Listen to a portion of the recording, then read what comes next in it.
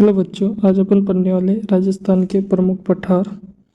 इसको हमने एक व्यवस्थित और अच्छे तरीके से नोट्स बनाए जो आपको अच्छे सारे कंसेप्ट क्लियर कर देंगे और सारी डिटेल्स हैं।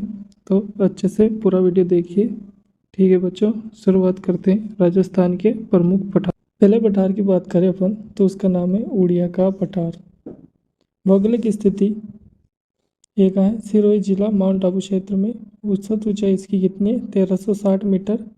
यह राजस्थान का सर्वोच्च और सबसे ऊंचा पठार है। पर्वत शिखर की बात करें या पर्वत शिखर का जो संबंध है वो अरावली की जो सबसे ऊंची चोटी है गुरु शिखर 1722 मीटर जिसकी ऊंचाई है, ये उसके ठीक नीचे स्थित कौन सा पठार है? उड़िया का पठार। विशेषता की बात करें अपन तो ये मुख्य पर्वतीय ब्लॉक का हिस्सा है जहाँ साल भर तापमान क्या रहता है? कम रहता है, यानी ठंडा रहता है यह स्थान। कौन सा? उड़िया का पठार, जिसकी ऊंचाई कितनी? 1360 मीटर। और कहाँ स्थित है? सिरोही जिले के माउंट आबू क्षेत्र में। अगला जो पठार है अपना वो है बोराट का पठार। क्या नाम है इसका? बोराट का पठार। भौगोलिक स्थिति की बात करें बोराट के पठार की तो ये कुंभलगढ़ राजसमंद से गोगुंदा उदयपुर के मध्य स्थित है। कुंभलगढ़ राजसमंद से गोगुंदा उदयपुर के मध्य स्थित है। औसत जो ऊंचाई है इसकी ये वो है 1225 मीटर। राज्य का तीसरा सबसे ऊंचा भाग है ये। और सर्वोच्च जो चोटी है इस पठारी क्षेत्र में अरावली की जरगा जो चोटी है वो 1431 मीटर ऊंची चोटी है जो इस पठारी क्षेत्र का हिस्सा है और जल विभाजक रेखा का काम करता है। कौन? बोराट का पठार। और अपवाह तंत्र की बात करें तो ये अरब सागर और बंगाल की खाड़ी में गिरने वाली नदियों के बहाव को अलग करता है। कहाँ स्थित है बोराट का पठार? कुंभलगढ़ राजसमंद से गोगुंदा उदयपुर के मध्य स्थित है। ठीक है। और ये तीसरा सबसे ऊंचा भाग है जिसकी औसत ऊंचाई है 1225 मीटर। ठीक है, समझ में आ गया होगा बोराट का पठार। अगला जो पठार है अपना वो है आबू का पठार। भौगोलिक स्थिति की बात करें तो यह है सिरोही जिला, आबू पर्वतखंड के पास स्थित है। आबू का पठार कहाँ स्थित है? सिरोही जिले के आबू पर्वतखंड के पास। औसत ऊंचाई 1200 मीटर, जो दूसरा सबसे ऊंचा पठार है राजस्थान का। भौगोलिक संरचना की बात करें तो ये विशाल बैथोलिक ग्रेनाइट चट्टानी संरचना है। भौगोलिक उपनाम की बात करें तो इसे क्या कहते हैं? अरावली का इंसेलबर्ग भी कहा जाता है। अरावली का इंसेलबर्ग और पर्यटन स्थल है ये जो नक्की झील है ये इसी पठारी बाग में स्थित है। कौन से पठार में? आबू का पठार, जो कहाँ है? सिरोही जिले में। औसत ऊंचाई 1200 मीटर, जो दूसरा सबसे ऊंचा पठार है। ठीक है, समझ में आ गया होगा। अगला जो पठार है अपना वो है मेसा का पठार।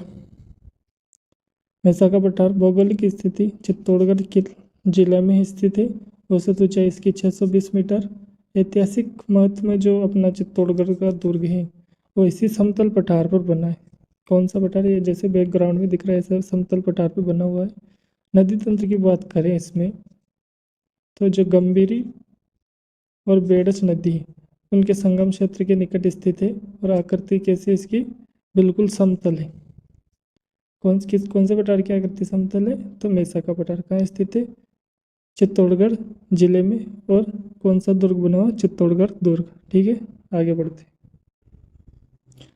अगला जो पठार है अपना वो है लसाड़िया का पठार। कौन सा पठार है? लसाड़िया का पठार। लसाड़िया का पठार की बात करें इसकी भौगोलिक स्थिति तो ये जैसलमेर झील के पूर्व में मुख्य रूप से सलूम्बर जिले में, जो पहले कहाँ था? उदयपुर में था, स्थित है। धरातल की बनावट की बात करें तो ये सबसे अधिक विच्छेदित, कटाफटा और अनियमित पठार है। और परीक्षा के उपयोगी तथ्य भी यही है कि अगर पूछे कि अत्यधिक उबड़ खाबड़ और विच्छेदित धरातल कौन सा है तो लसाड़िया का पठार याद रखना। अगला जो पठार है अपना बोमट का पठार। भौगोलिक स्थिति की बात करें तो उदयपुर, डूंगरपुर, बांसवाड़ा, सिरोही जिले के मध्यवर्ती दुर्गम पहाड़ी क्षेत्र में। जनजाति महत्व की बात करें तो जो भील जनजाति का मुख्य बाहुल्य और निवास क्षेत्र रहता है। ऐतिहासिक आंदोलन जो मोतीलाल तेजावत द्वारा चलाया गया था, एक के आंदोलन जिसे बोमट भील आंदोलन कहते हैं, वो इसी क्षेत्र से संचालित हुआ था। अगला अपना है जो ऊपरमल का पठार। भौगोलिक स्थिति की बात करें तो बेसरोडगढ़ चित्तौड़गढ़ से बिजोलिया बिलवाड़ा के मध्य स्थित है। भौगोलिक भाग विंध्यन कंगार भूमि और मध्य प्रदेश के मालवा लावा पठार का उत्तरी पूर्वी हिस्सा है।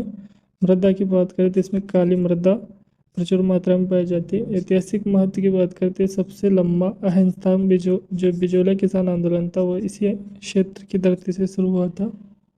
कहाँ से? ऊपरमाल का पठार कहाँ है? बेसरोडगढ़, चित्तौड़गढ़ से सिरोही भीलवाड़ा के मध्य। ठीक है। अगला जो पठार है अपना वो है मानदेसरा का पठार। भौगोलिक स्थिति की बात करें तो ये चित्तौड़गढ़ जिला बेसरोडगढ़ वन्य अभयारण्य क्षेत्र के पास है। विशेषता, ये ऊपरमाल के पठार के ही पास स्थित है। एक ऊंचा पर्वतीय पठार भाग है जो विंध्याचल पर्वत श्रृंखला से जुड़ता है। यानी विंध्याचल पर्वत श्रृंखला से कौन सा पठार जुड़ता है? तो मानदेसरा का पठार कहाँ स्थित है? चित्तौड़गढ़ जिला बेसरोडगढ़ वन्य अभयारण्य के पास। ठीक है, आगे बढ़ते हैं। अगला जो पठार है अपना वो है काकनवाड़ी और क्रास्का का पठार। भौगोलिक स्थिति की बात करें तो अलवर जिला सरिस्का राष्ट्रीय उद्यान के भीतर स्थित है। ऐतिहासिक तथ्य की बात करें तो ये काकनवाड़ी किले के मुगल बादशाह औरंगजेब ने अपने भाई दारा सिंह को कैद करके रखा था इसी में, काकनवाड़ी में। और धरातल की बात करें तो ये अरावली की सपाट और घने जंगलों से घिरी पठारी संरचना है। ठीक है, तो बच्चों ये अपन ने राजस्थान के सारे पठार पढ़ लिए हैं। पसंद आए वीडियो तो लाइक ज़रूर कीजिए।